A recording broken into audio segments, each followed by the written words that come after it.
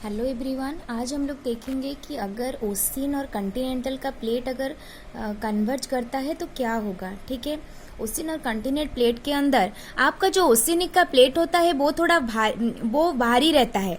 आप उसे थीन बोल सकते हैं, लेकिन वो हेवी रहता है। मतलब थीन है लेकिन हेवी रहता है, क्योंकि इसमें साइमा है, ज़्यादा साइमा है, इसीलिए ये थोड़ा हेवी रहता है। तो ये दोनों जब कन्वर्ट करते हैं, मतलब आपका ओशियनिक प्लेट और कॉन्टिनेंटल प्लेट, तो ये जो यहाँ पे जो रिवर्स होते हैं वो सेडिमेंट्स लाके यहाँ पे जियोसिंक्लाइन सेडिमेंट्स रखते हैं।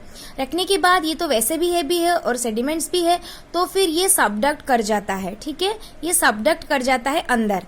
ये यहाँ पे ये तो लिथोस्फीयर का पार्ट हो गया, लेकिन ये वाला तो आस्थेनोस्फीयर का पार्ट है। तो इसमें यहाँ पे तो वैसे भी प्रेशर ज्यादा है, ऊपर से टेम्परेचर भी ज्यादा है, तो ये यहाँ पे सबडक्ट करके पिघल जाता है ड्यू टू टेम्परेचर, और भी प्रेशर को बढ़ा देता है।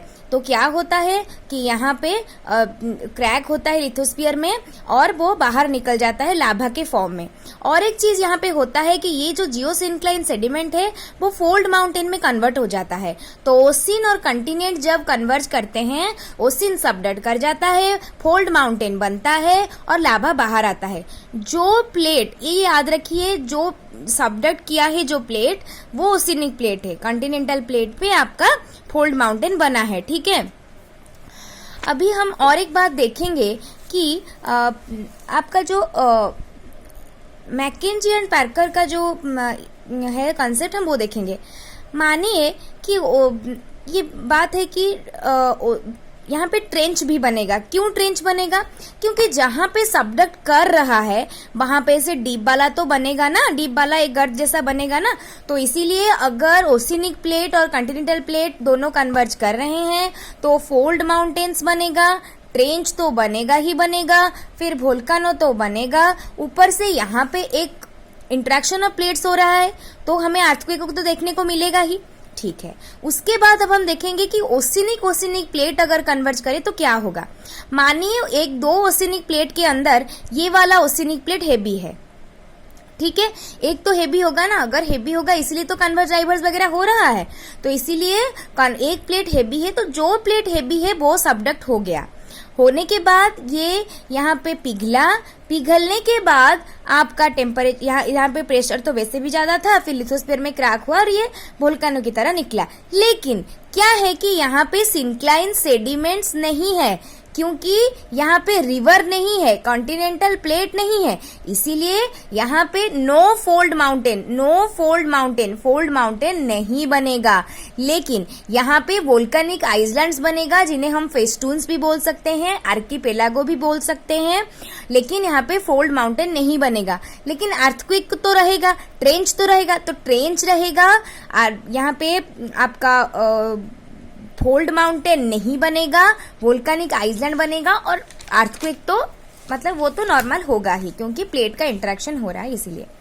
ठीक है, अच्छा, अगर कंटिनेंट का प्लेट सबमर्ज करे तो क्या होता है, बोल रहा है कि देखिए कंटिनेंट और कंटिनेंट का प्लेट अगर कन्वर्ज करेगा तो क्या है। मानिए एक कंटिनेंट का प्लेट हेवी है, तो वो सबडक्ट कर जाएगा अंदर।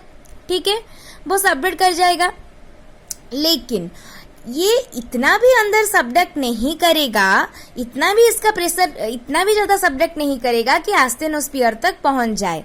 इसीलिए वो पिघलेगा नहीं और वोल्केनो भी नहीं बनेगा। तो ये याद रखिए कि कॉन्टिनेंटल प्लेट के कन्वर्ज में वोल्केनो नहीं बनता है।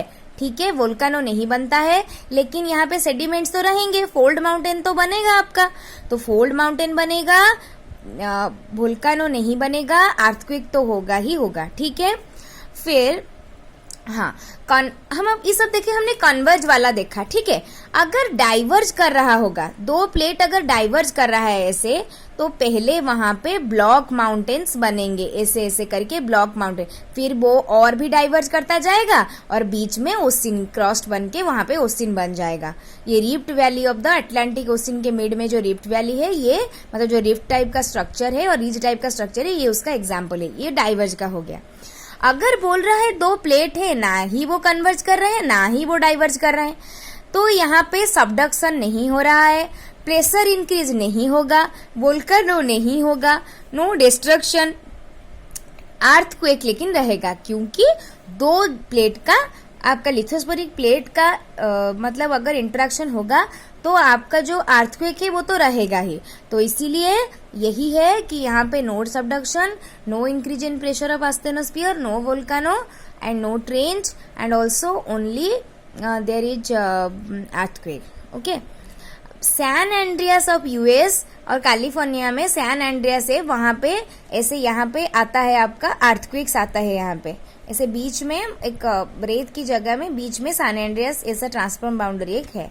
ठीक है, तो हमें क्लियर हो गया कि ओसिनिक ओसिनिक कन्वर्ज हो तो क्या होगा, ओसिनिक कंटिनेंट ओसिन कन्वर्ज हो तो क्या होगा, फिर कंटिनेंट कंटिनेंट क्या देखे, फिर डाइवर्ज करेगा दो कॉन्टिनेंटल प्लेट, तो हमने वो भी देखा, ये वाला फोल्ड माउंटेन वाला धीरे धीरे फोल्ड माउंटेन बनते बनते ये ऐसे चले चले चले चले जाएगा और ऊपर अंदर आपका ओसिनिक क्रस्ट बन जाएगा। फिर बोला ट्रांसफर बाउंडर में ना ही डिस्ट्रक्शन है ना ही कुछ है, ना ही डिस्ट्रक्शन ना ही क्रिएशन। हाँ, और एक बात है कि अगर कन्वर्जेंट प्लेट है तो वहां पे टूट रहा है चीज, जाके वहां पे अर्थ का जो साइज था इतना बड़ा था वो कन्वर्ज सबडक्शन हो गया तो कम रहा है।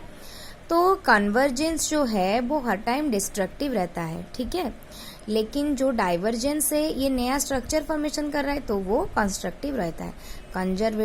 तो कन्वर्ज वाला डिस्ट्रक्टिव है और डाइवर्ज वाला कंस्ट्रक्टिव है। ठीक है, थैंक यू फ्रेंड्स, आप लोग वीडियो देखते रहिए, कुछ कुछ अगर रिवीजन के लिए हेल्प हो रहा है तो इट्स माय प्लेजर। और आप लोग मुझे बताइए कि मैं कैसे इम्प्रूव करूं और क्या करूं, आप मुझे बताइए। थैंक यू एवरीवन, अपने फ्रेंड के साथ शेयर कीजिए।